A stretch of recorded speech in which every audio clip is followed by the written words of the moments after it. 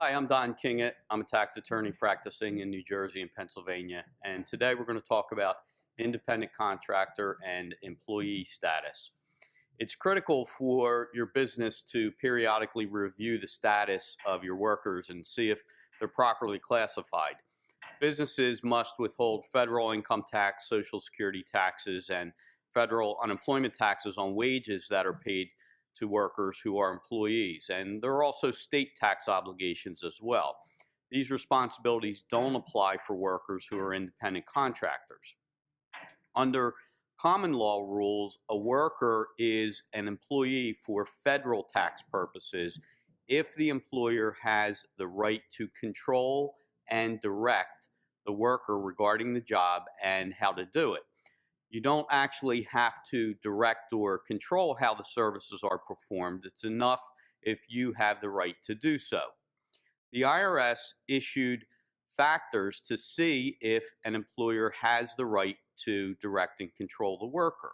So a worker who must comply with instructions about when, where, and how they're to work are ordinarily an employee.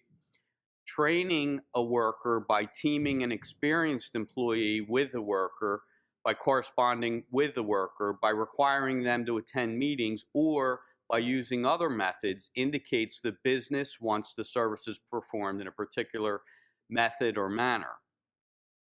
Integrating the worker's services into the business operations generally shows the worker is subject to direction and control.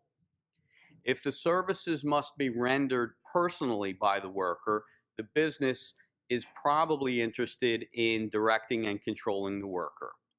If you hire, supervise, and pay assistance for a worker, that's an employer-like control over the worker.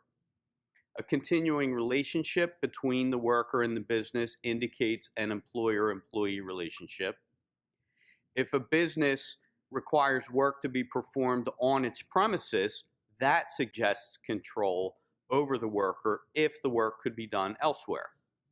If a business requires a worker to perform services in a specific order or sequence, that also indicates control. If the worker must submit regular written reports, that indicates a degree of control. Paying the worker by the hour or by the week or month generally points to an employee-employer relationship. Payment by the job or on a straight commission basis generally indicates that the worker is an independent contractor. If a business supplies a worker with significant tools, materials, and other equipment, or ordinarily pays the worker's business and or traveling expenses, it looks more like an employee-employer relationship. If a worker invests in facilities that aren't typically maintained by an employee, like renting an office, it tends to be an independent contractor relationship. A worker who can profit or suffer a loss from their services generally is an independent contractor and not an employee.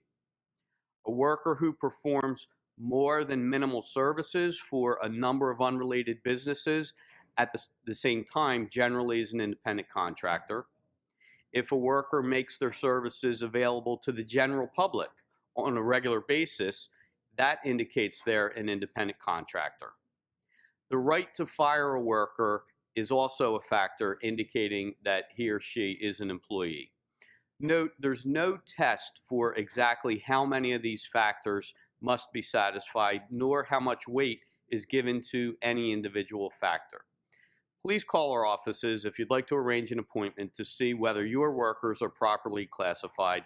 Also, as always, our firm is ready to assist with any tax, business, or estate planning matter you may have. Thank you.